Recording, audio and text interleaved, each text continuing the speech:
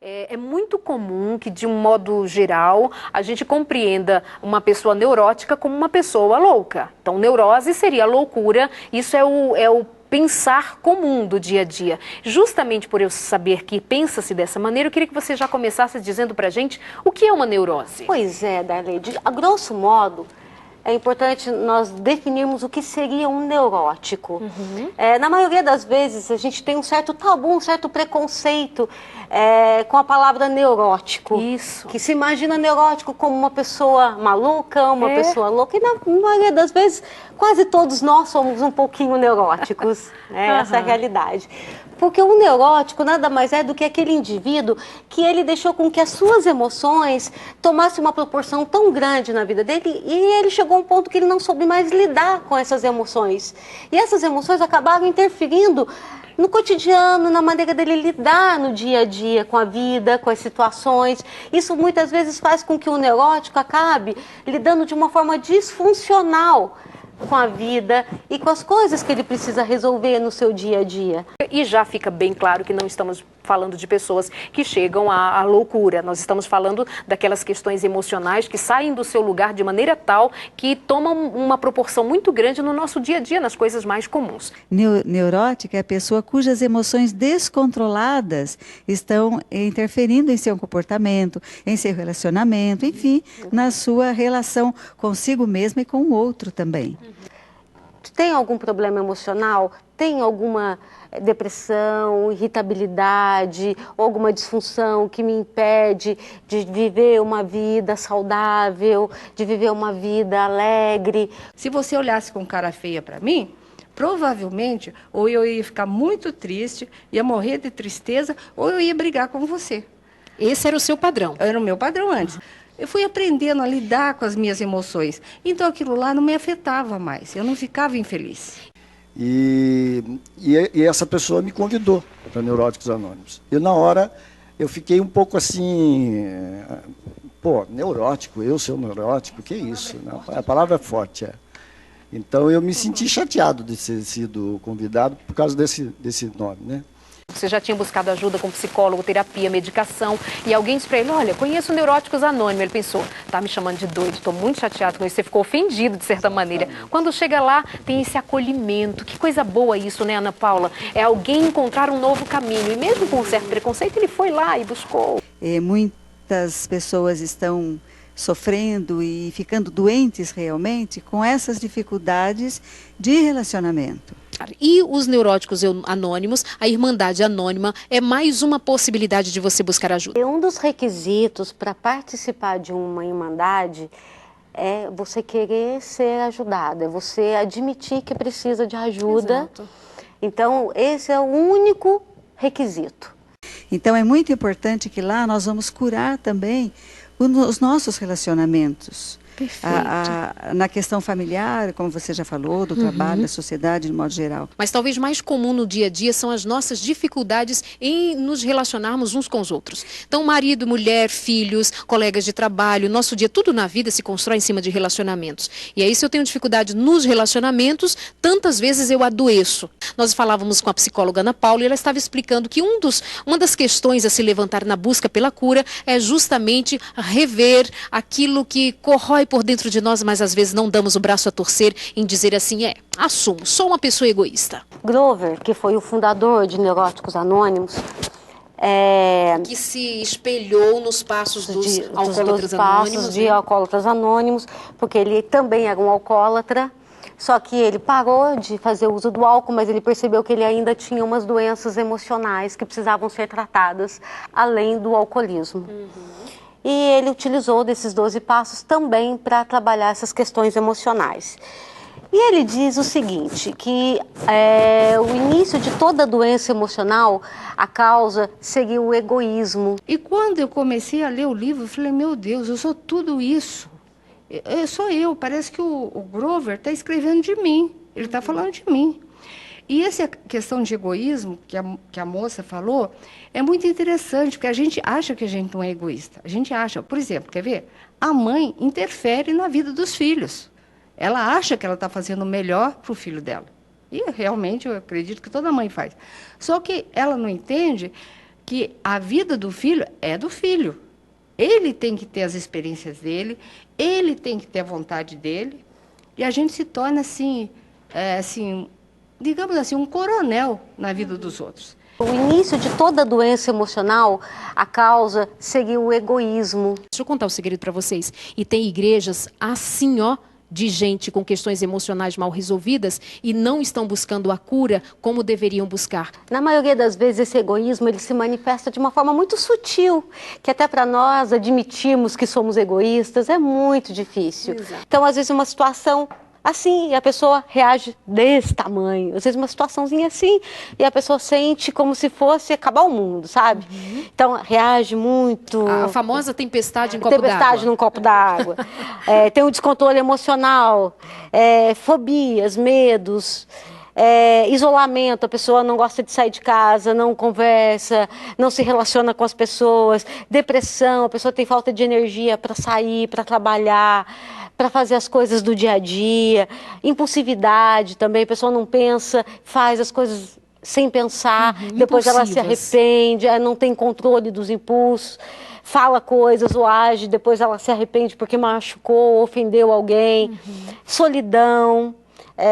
Nervosismo, sabe, como ela falou, às vezes coisas pequenas do dia a dia, mas já acaba gerando uma irritação, é o tapete que ficou torto, um copo que ficou sujo, já cria uma proporção. A bobeira do dia a dia, né? Toma uma proporção muito grande. Reage exageradamente às situações da vida. Para o egoísta, a única coisa que importa é a visão dele da vida, é a necessidade dele, é o próprio umbigo dele.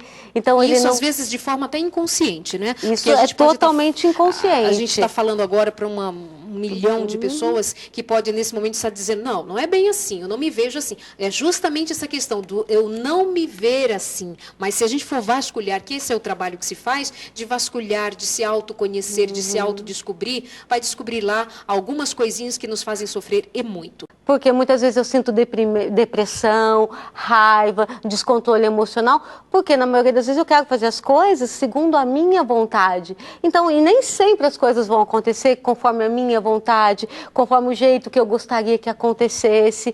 Então, o grupo ajuda exatamente você trabalhar esses aspectos egoístas, você aprender a se relacionar de uma forma mais saudável. Eu achava que o meu gênio era ruim. Eu achava. Eu não sabia que era emocional.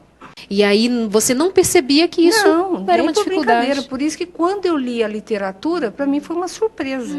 Uma surpresa. Eu me achava linda e maravilhosa. Eu achava ótima. Aí eu vi que eu estava assim machucando meus filhos. Você era um pouco possessiva. Autoritária. Controladora, né?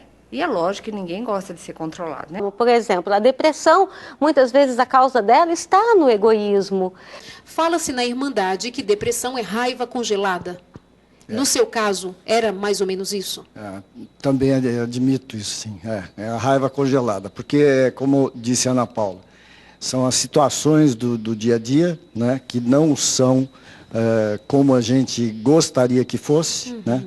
A gente é educado para ser forte, a gente é educado para vencer na vida, a gente é educado para dar tudo certo, para estudar aquela coisa e realizar aquilo. Só que na hora que você vai fazer, existe uma série de empecilhos e muitas vezes tem coisas que não vão ser realizadas, né? Então, como é que você faz com isso? E quando alguém fazia alguma coisa para mim, eu guardava tristeza, eu guardava mágoa. E eu não entendia, eu não sabia que isso era emoção, eu não sabia. Eu achava, meu Deus, como que eu posso? Onde é que está a sua paz? Eu quero a paz que Jesus dá. E eu não tinha essa paz, eu não tinha. Embora fazendo tudo o possível e impossível, pedindo a Deus e fazendo tudo, assim, que eu podia fazer do melhor. Como nós cristãos negamos a realidade, não é a possibilidade, é a realidade de que nós também somos propensos ou doentes ou estamos à mercê das doenças emocionais como qualquer outra pessoa que frequente ou não frequente religião. Assim como você falou dos alcoólicos anônimos, é fácil comparar, né? Enquanto o alcoólatra não diz eu sou impotente perante o álcool, não começa a funcionar o programa. E aí, para nós, é a mesma coisa. Eu sou impotente perante, por exemplo, as minhas emoções. Quais emoções? As emoções descontroladas. Né? A emoção da raiva, do ódio, e assim vai. Né? Ela citou várias. Né? Essa impotência eu só começo a admitir quando eu percebo que eu tenho essas emoções descontroladas, eu tentei controlar, eu tentei de alguma forma amenizar ou dar um jeito de sobreviver, né, com elas, mas eu não consegui. Aí sim, aí eu começo a pedir ajuda. São muitas as vezes em que nós não nos reconhecemos a partir das nossas limitações. Quem eu? Eu não. Quem eu? De jeito nenhum. De maneira nenhuma. O problema é seu. E como isso agrava a dificuldade minha, e cria uma dificuldade para o outro e causa um estrago para todo mundo. Né? Então, o reconhecimento é sempre a chave, a porta por onde nós devemos começar a nossa cura. Vamos falar de cura. Você imagina se um médico, ele mesmo vai fazer uma cirurgia nele mesmo. Seria impossível. E ele precisa de um outro médico para tratá-lo. Nós não brigamos com a doença. Nós não a enfrentamos de frente a frente, assim, no sentido de eu me tornar mais forte que ela. Não. Eu já começo no zero. Eu sou impotente perante a depressão. Porque uma pessoa que esteja em dificuldade emocional, que esteja em sofrimento emocional, tem pouca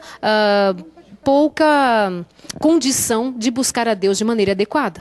E é coisas que muitas vezes, dentro da própria igreja, muitos cristãos acham que se chorar ou que se expressar um sentimento não está tendo fé, não está sendo um bom cristão.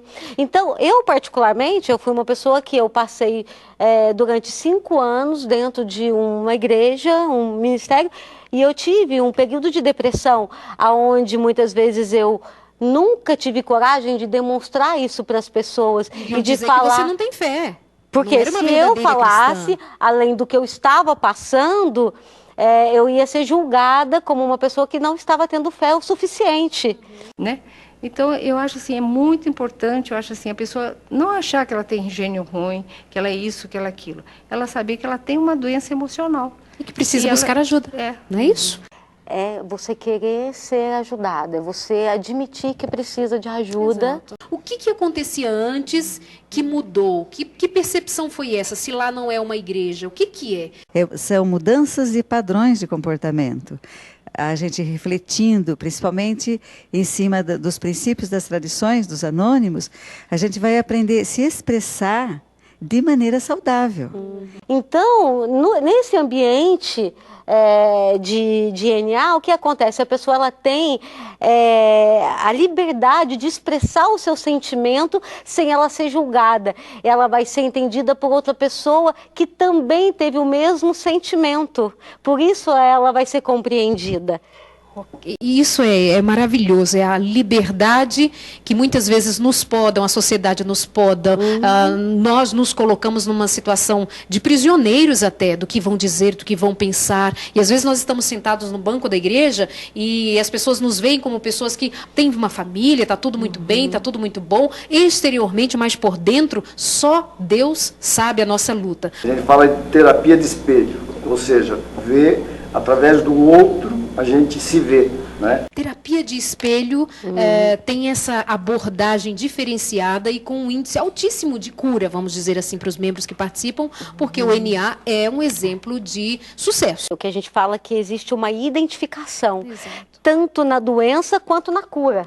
Isso que é o propósito da recuperação, porque eu vou escutar o depoimento de uma pessoa que ela passou pela mesma coisa que eu estou passando, então eu vou me identificar com o mesmo problema. Então aquilo eu vou ver que eu não sou a única que passo pela situação. Eu já não vou me sentir tão sozinha, eu já não vou me sentir tão diferente. Quando eu ia para a sala, né, quando eu digo a sala, são as reuniões, né, do NA. Aí chego lá, escuto a mesma coisa de uma outra pessoa, né, os mesmos sentimentos, o mesmo comportamento, eu me vejo nela, e quando ela vai dizendo que como ela fez para sair daquilo, eu já me vejo saindo daquilo. Não sei, é quase automático. É essa terapia de espelho. Ou seja, pode ser que a experiência da pessoa seja até diferente da minha, vamos supor. Eu vou dizer mais uma coisinha. Não seja depressão, seja uma fobia, por exemplo. Né? Um medo de altura, vamos dizer uma coisa muito simples. Mas quando ela conta com propriedade, né? Falando do coração, digamos, daquele medo que ela tem de altura, eu me identifico com ela. Porque eu posso não ter o medo de altura, mas eu tenho medo das pessoas, o medo do relacionamento, e assim vai. Né? Para mim, hoje, né, o que eu sinto mesmo, que foi através, né, dessa programação, através dessa terapia de espelho, nos grupos, dessa irmandade, que eu reatei com Deus. Com vamos Deus, assim dizer. isso Mesmo que lindo, Grover, né? O nosso fundador de Neuróticos Anônimos, ele coloca mesmo que o que há de errado realmente com o doente emocional, com o depressivo, é a ruptura do seu relacionamento com um poder superior. Nós usamos até o termo poder superior exatamente para acolher a todos. Né? Aí eu fui vendo as literaturas, e eu lia, e eu praticava em casa, e eu estudava, e foi me sentindo a paz de espírito. Aí eu fui vendo que realmente a paz de espírito que Deus dá, eu estava encontrando ali, você entendeu? Deus estava me ensinando, que eu não sabia que as emoções faziam mal para a gente. Em NA, há lugar para todas as pessoas, de qualquer religião, mesmo quem não tenha nenhuma, como quem se considere ateu, agnóstico. Esse item, né, esse princípio, quando eu cheguei, foi muito importante. É um trabalho independente, tá bom? Assim como nós muitas vezes aqui falamos assim, olha, procure uma terapia, procure um profissional, procure um psicólogo, um psiquiatra, assim como falamos sempre assim, hoje a nossa proposta é, procure um NA, procure um grupo anônimo, onde você vai trabalhar as questões emocionais dessa maneira, mas você vai precisar descobrir um pouco mais, estudar um pouco mais, e eu te indico visitar o site neuróticosanônimos.org.br. É muito importante que as pessoas procurem, pelo menos, conhecer um pouco, façam alguma visita, mesmo que você não se identifique como um neurótico, mas talvez você conviva com algum também. Então, procure saber aonde tenha um grupo mais próximo da sua casa, vá conhecer. Eu te agradeço muito por sua vinda e participação, Ana Paula. Obrigada a vocês, queridos, que vieram aqui participar com a gente, contar um pouquinho da história de vocês. Eu espero que você aí de casa tenha aproveitado.